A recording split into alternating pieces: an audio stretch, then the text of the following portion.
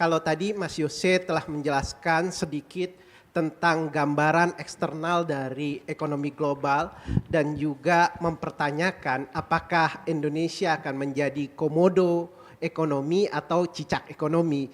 Saya akan sedikit mengganti term dari cicak versus komodo, tapi saya akan mencoba menggantinya dengan apakah perekonomian Indonesia itu akan cerah atau gelap. Jadi apa kata datanya.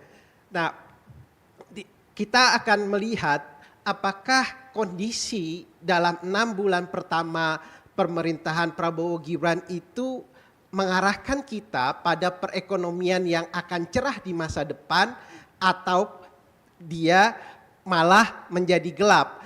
Saat ini kesimpulan yang bisa kami sampaikan adalah dia memang belum gelap gulita, tapi mendungnya sudah ada. Bagaimana itu bisa kita jelaskan?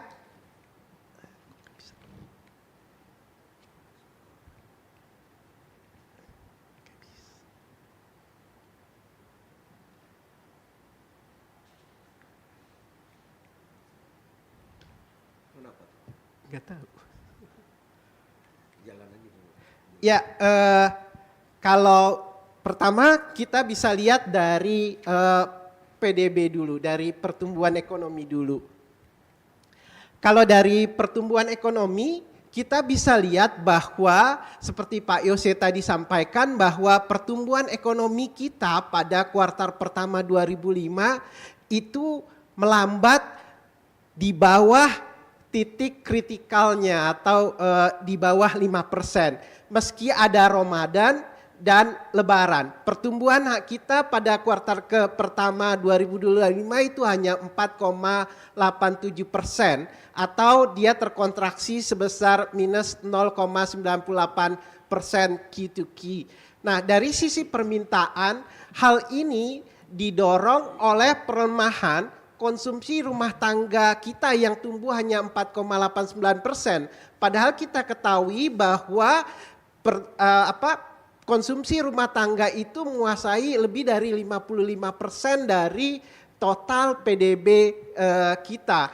Dan selain pelambatan pengeluaran dari sisi rumah tangga, pelambatan juga terjadi pada pengeluaran pemerintah yang melambat 1,4,2%.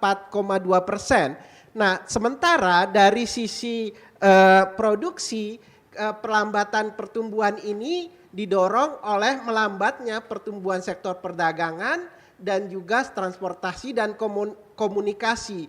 Walaupun misalnya sektor pertanian di Tenggarai tumbuh sangat signifikan sebesar 10,52%. Dari sisi inflasi, kita bisa lihat juga bahwa sejak Maret 2024 hingga Februari 2025, inflasi di Indonesia itu terus mengalami pelemahan. Jadi dia sudah rendah dan terus melemah. Jadi kita sebutnya mengalami disinflasi. Dan tingkat paling rendahnya bahkan mencapai deflasi sebesar minus 0,09% pada Februari 2025. Dan inflasi baru kembali sedikit meningkat pada Maret dan April. Yang berikutnya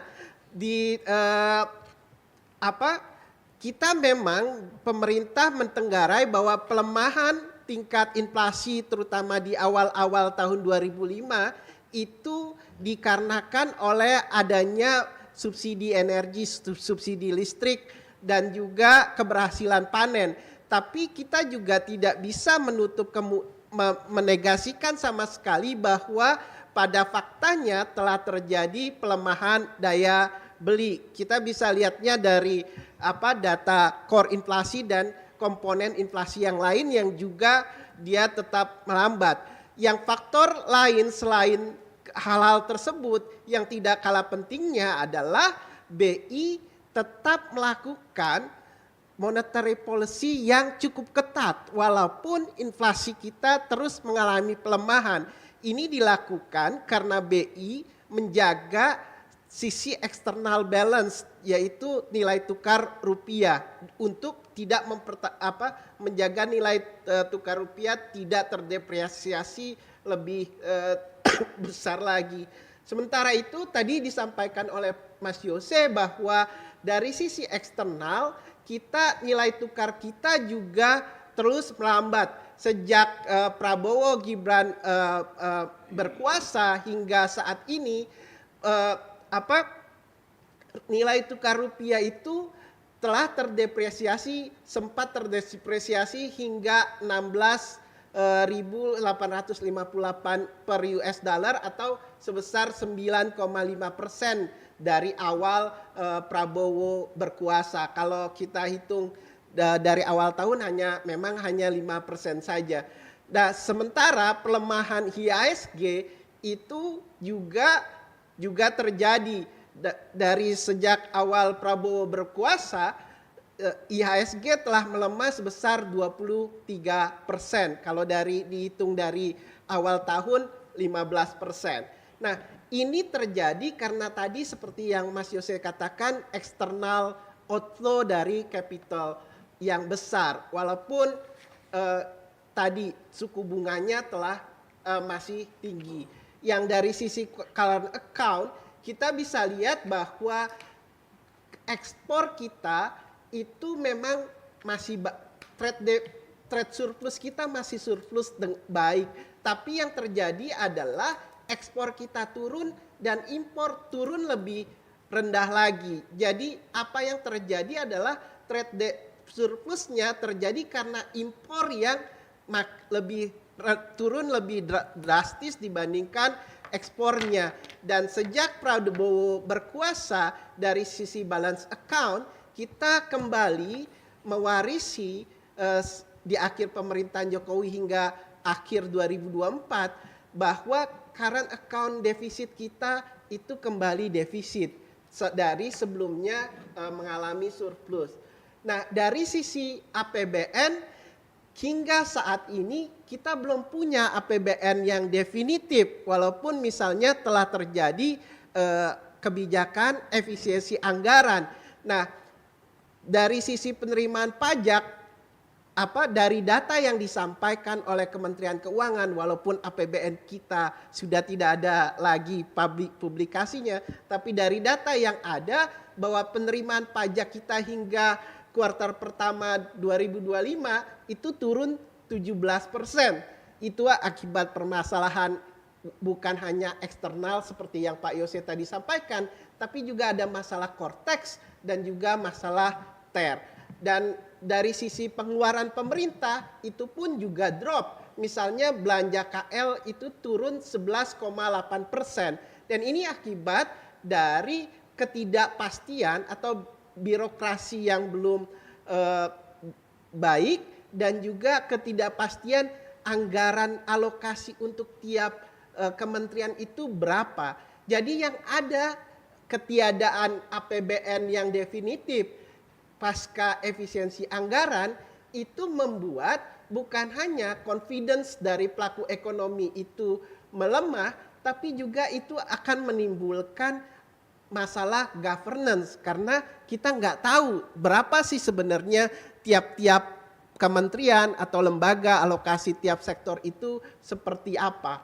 Dan di sektor real kita data terakhir dari BPS memang belum menunjukkan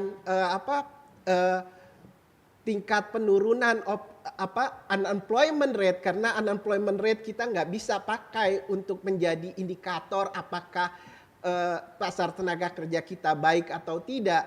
Tapi kita bisa lihat dari pemberitaan bahwa dalam 2 bulan pertama 2025 ada sebesar 18.000 orang lebih yang terkena PHK. Apindo bahkan menyatakan hingga April sampai 40.000 orang.